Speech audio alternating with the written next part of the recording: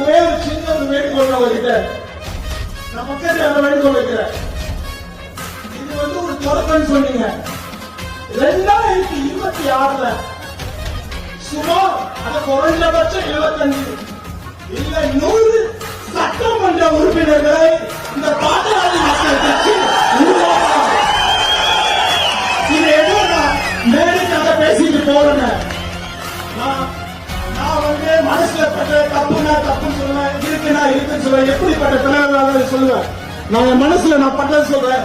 இளைஞர்கள் மத்தியில உங்களை ஆட்சி கட்டில ஏற்கணுங்கிற முடிவை எடுத்துட்டாங்க.